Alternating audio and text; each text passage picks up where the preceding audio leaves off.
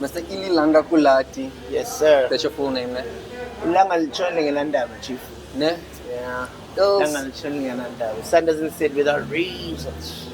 So this is Illy Langa Kulati, as he said, Makhanda, Grahamstown. Yes, sir. I've known you since you were at university. You were first a rapper. Yes, sir.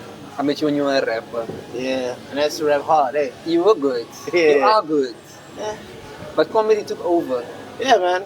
Comedy is just a different ball game to rap. You know what I mean? Also, comedy is something that you grow up with, bro. You don't know comedy until you know comedy. You know what I mean? So you grew up like just watching Martin, watching In Living Color, watching the Pure Minati show, watching all these sketch shows like SNL, Mad TV. But your raps were funny. When I met you when you used to rap, you were funny in your raps. Ah, word. So it wasn't uncommon that you're probably going to end up. Doing stand up. And I think and also like comedy just gives you more freedom of expression. Because like with sometimes with music, everything is just technical. Mm-hmm. Sometimes you just got like a few bars in order to get your point across. Yeah. Do you know that song? When 16 ain't enough. Yeah. Yeah, sometimes 16 is not enough, Chief. Oh, yeah. 16 bars. Yeah. Sometimes 16 ain't But enough. comedy and rap is very different. It's so weird because when me and you met, you were rapping and I was wanting to do comedy. Yes, sir. So then I really wanted to be like you. But then we started doing comedy and then you wanted to do more in the comedy. Yeah. So it was a nice little crossroads that we had. But over time it seems like comedy won more than rap. Why for you? On a personal level, I would say comedy was just more fulfilling. And also like the what you call it, the dopamine, if you will. Yeah. The dopamine is instant. It's now. Yeah. You know what I mean? And it is more of an adrenaline rush, ne? Yeah. Not the rap isn't the like rap is.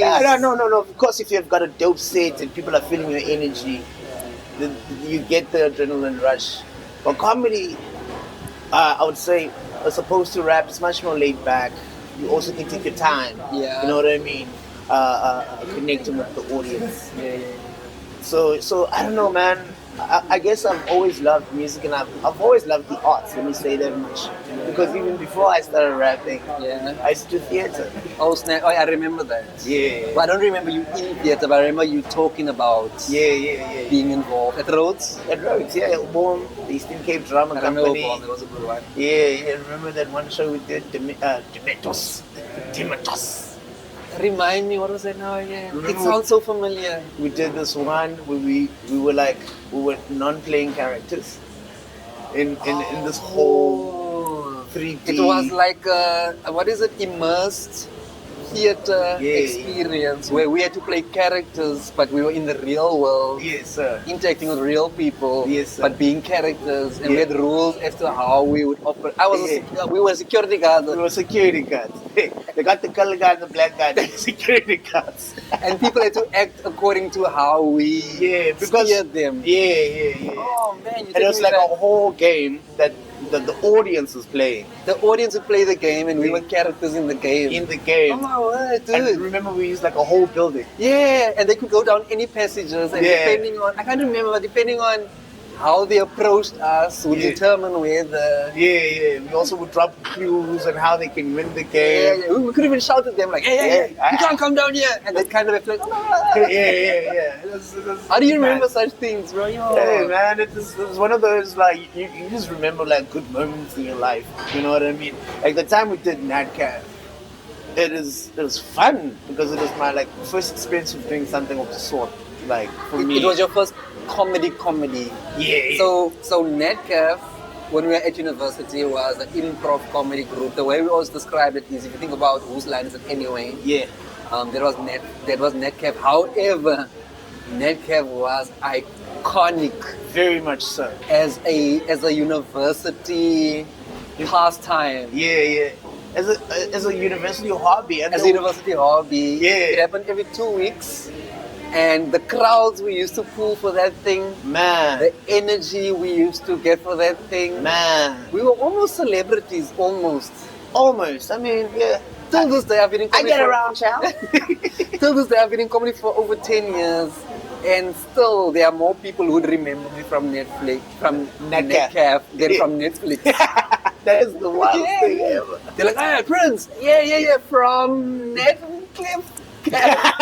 Netflix. Netcaf. That was a nice one. It was nice, man. It was nice, and the fact that it was unscripted. Yeah. So everything that happened.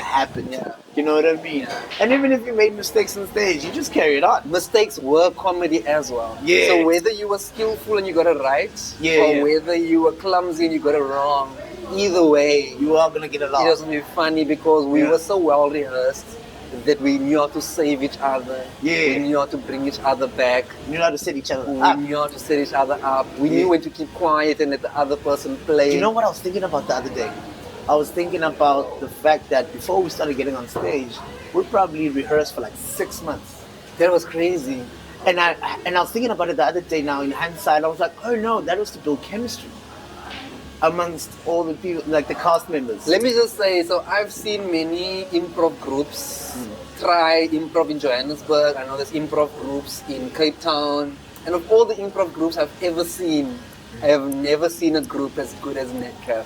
As dynamic as well. As dynamic, because our diversity, we had females, we had males, we had white people, we had black people, colored people, we had younger, older, we had theatre drama students, we had BCom law students, We had like rappers. rappers. Rappers. You and Slew were rappers, Yeah. we had comedians, we had wordsmiths, Yeah, we had yeah. Tyson and Gubeni. Snare Dada is the Snare Ladla, but before I get to Snare, can we talk about the talent of Tyson and Gubeni? Oh my That god. guy used to amaze me every single I time. mean, this is probably one of the reasons I eat chicken licken now. You know what I mean?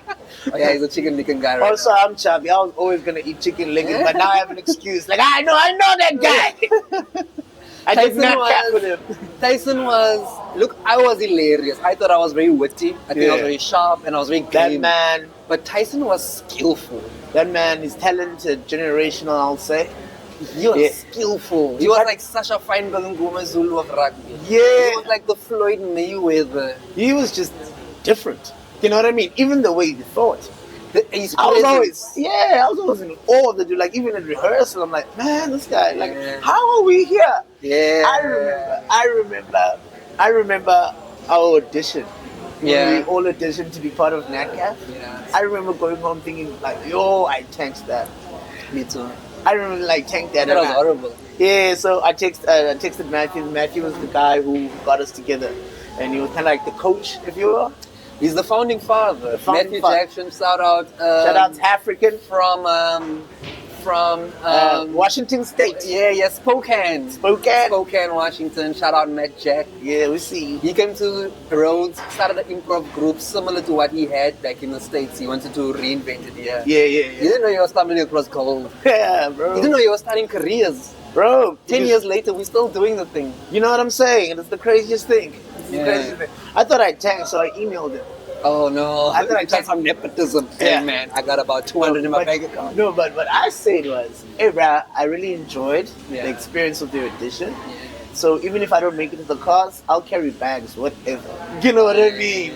I'll do anything. I think just that's want to what be. got you in because you had a willingness to Nah, learn. yeah. Remember, in order to do that improv comedy, you had to have a willingness to learn because not like you knew what was going on. You might have been funny, Yeah, but you don't know how to be funny within a team. yeah. And that was the craziest thing because I feel like in all our circles, like personal circles, we were the funny guys. Like you had your friends, you were the funny guy. I had my friends, I was the funny guy. And like And then the Avengers. Because I remember Rachel Neary, they were funny in their friend groups. In their friend groups of artists, theatre students. Yeah. And they had a different sense of humor. Yeah. Slew was a rapper, but he was like a wordy person. Yeah. So everything he said was always wordy and smart. He knew puns. Oh, Oh man, Slew could flip a punt. yeah, so imagine all those dynamic puns. Yeah. I thought the nice thing about you is, and I think Matt also mentioned it, is that you were willing to go on anyone's proposed journey. Nah. So your openness to just fall into whatever the suggestion was. Yeah. Was your Wherever it biggest was strength. going, I'm going there. I might be resistant. I'm like, hey, going down that road. Ills, what are you doing? I'm already in. I'm already in. So that was just strange. Remember, Matt sat us down one day and then he told us all our strengths and our weaknesses. Yeah. My strength, he said, Prince, you're funny. Prince, you're hilarious. Prince, you got it. He said, Prince, your only thing is you want to lead every scene. Yeah. Because if you don't lead the scene, then you feel lost in the scene. Yeah. Then I was like, damn, I want to be in control. Yeah. But your strength was you didn't need to be in control. Yeah. You could just go with it. Whether it was Slu doing puns, whether it was Tyson being dynamic, whether it was Rachel being theatery and artsy and causing like a scene with us crying, those dramatic, you were in. On cue, those tears. Yeah. Hey, bro. So, yeah, man. Yeah, it was crazy, man. It was crazy. So that's how we got. But I said that to say this. Thanks for remembering. Yeah. I said that to say this. It was when we started doing live shows with Madcap. And I remember Tyson coming to us like, hey man, have you guys ever thought about doing stand-up? Yes. But before you move on, let me just say this. So Ilse was mentioning we rehearsed for 6 months. Mm-hmm. For 6 months we met up and we rehearsed and we practiced and we did not perform. Yes. For 6 months. Yeah. Rehearse. I think I could have been the second or the third month. They're like, but we're ready, chief. We did say that. I remember at some point we were like, oh man, put us on, man. Put us on now. Hold on. Now. You haven't done the crucible yet. 10,000 hours.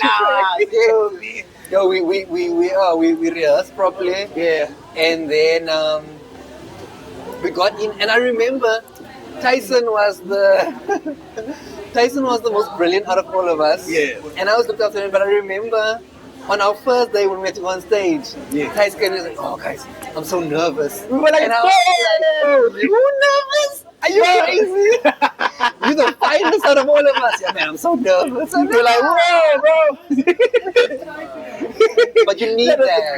You need that because that means that you are invested in it. Yeah, it means you respect what you're doing, respect the people you're going to be doing it for. You know what I mean? Yeah. So, like, I remember, nerves are good, but don't let the nerves stop you from doing what you need to do. Yeah. You know what I mean? So that was a crazy experience, and I'm grateful for it, man. I mean, that's why we're here. Yes. So, Ilse, to fast forward a little bit. Yes, sir. We do the comedy. We've been doing comedy for a while now. Yes, sir. Right? We're not going to have the whole journey and the whole conversation. Yes, sir. We're going to keep it nice and short.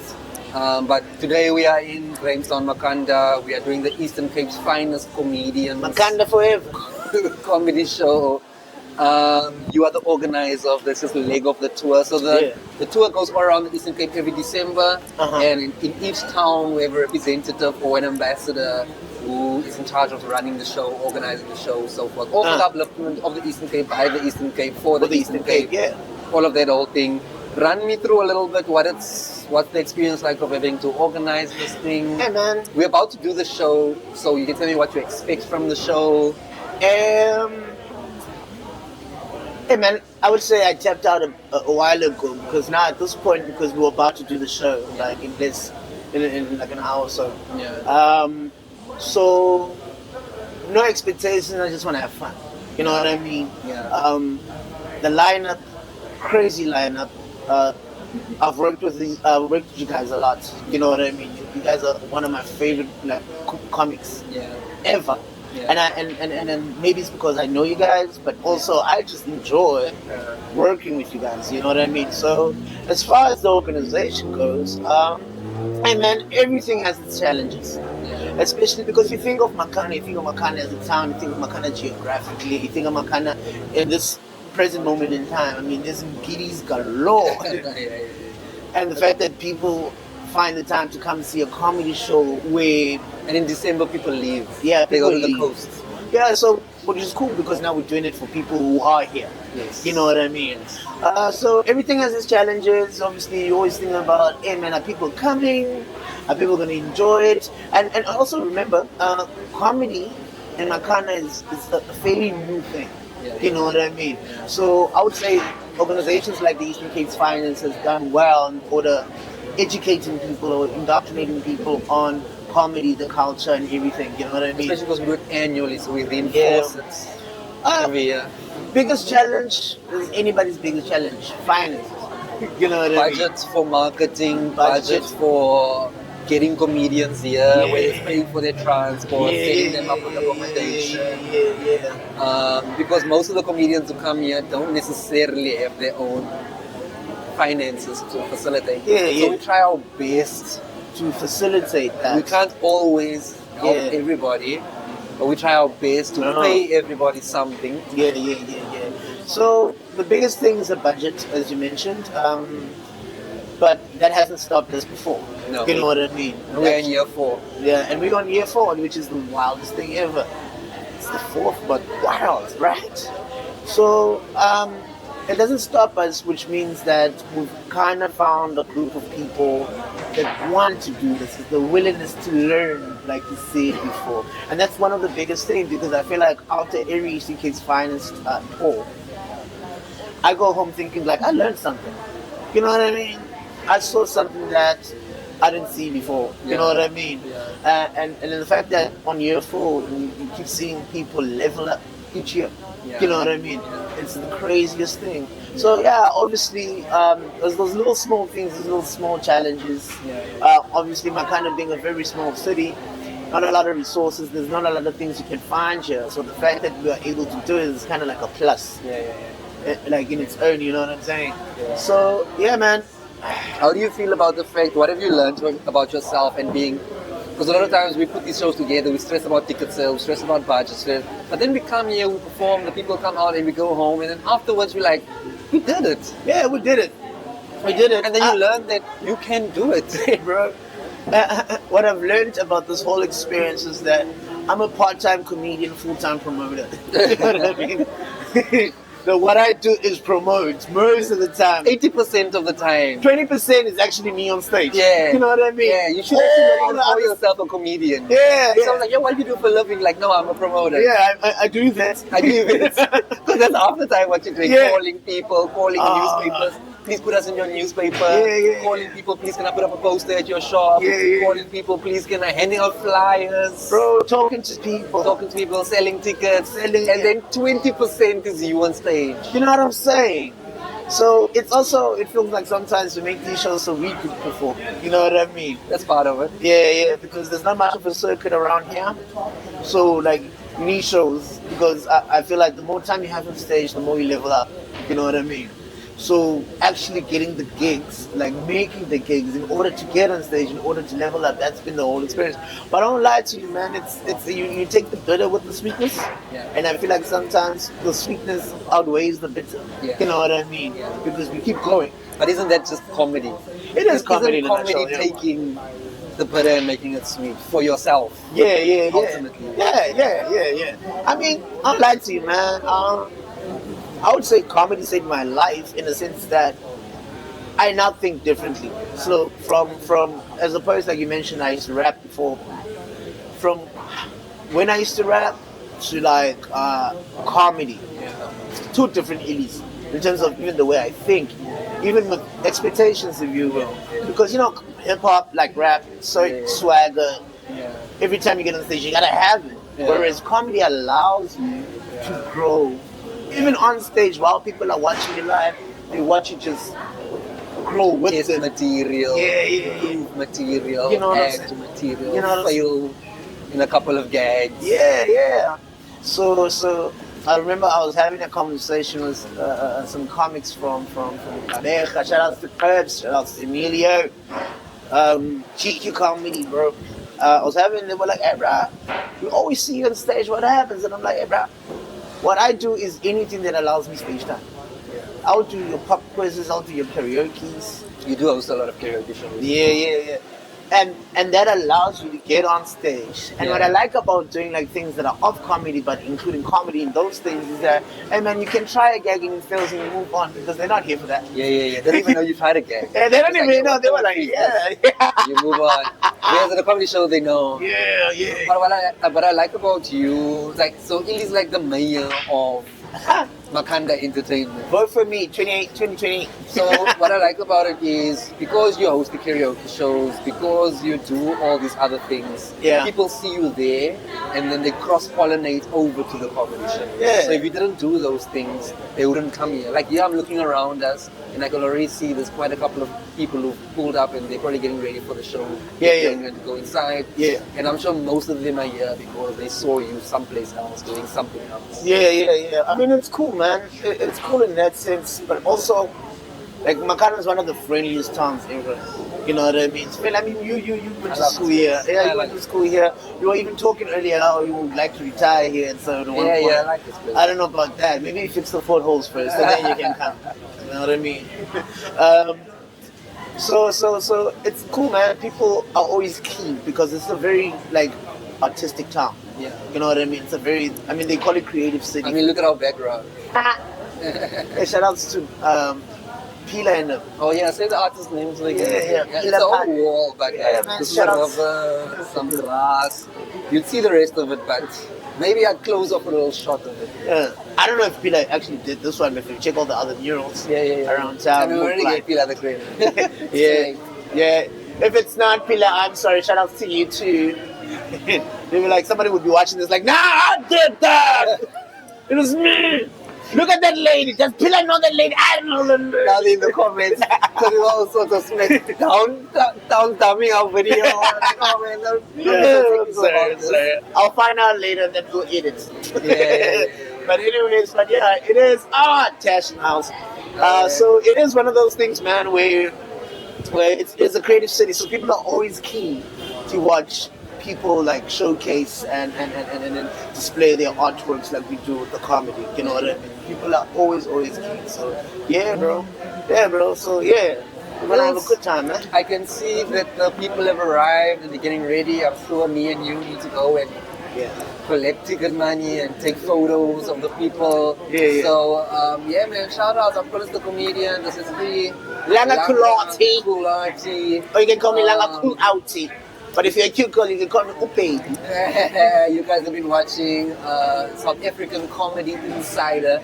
Yeah. Like and subscribe if you want more videos like this. Yes, sir. Bringing you all things South African comedy industry, chatting to the key figures across the country and learning more. This is not the last time you'll see Illy. Illy will be back. We have so much more to talk about. Of course. But today we can't talk about all of it. Yeah. Check out the handles. I'm sure he's going to put them somewhere here. Yeah. Follow Ills there. Yeah. Eastern Cape's finest handle will be there. Illy, your handle will be there. Yes, sir. And see you guys next time. Peace. Okay.